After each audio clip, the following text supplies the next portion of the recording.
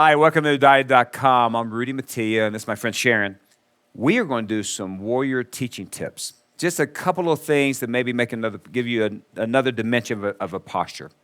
So she's going to come onto the hands and knees like tabletop. What I love about this pose in a moment is the length and the strength it gives you. It's really a beautiful posture to begin, particularly to begin to practice with. Let's bring the knees all the way together because you need a midline, right? So you have this balance point.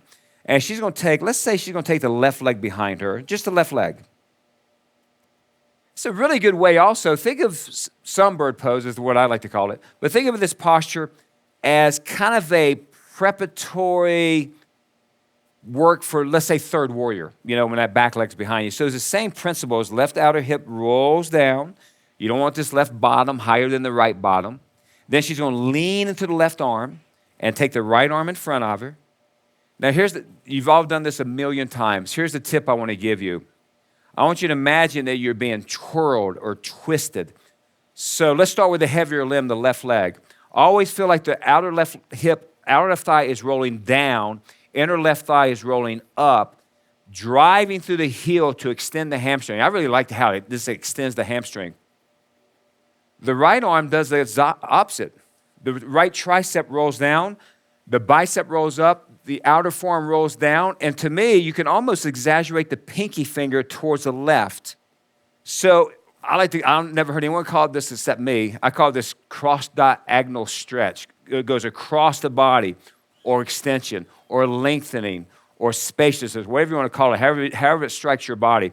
So that spiral, that would be clockwise this way, all the way to about here, and then it goes counterclockwise this way, all the way out through the foot. So you're being pulled and lengthened like a piece of licorice. Licorice. Change sides. Now, coming out of that, I like to do cat-cow. Do a couple cat-cows.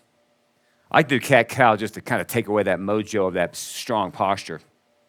Now, when we look at it again, let's look at the front body a little bit. So do the other side, sweetie.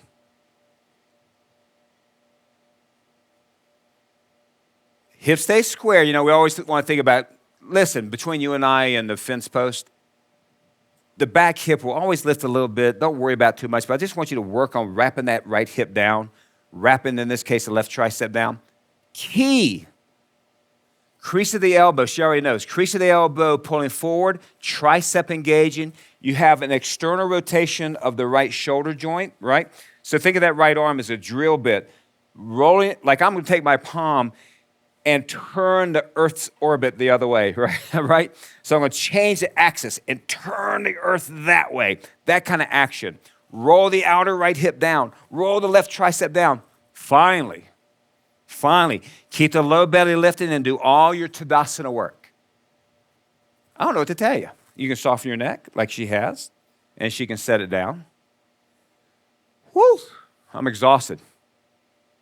Yeah, she's on cat-cow her way out of here, and we'll see you next time. Thanks for stopping by your diet.com.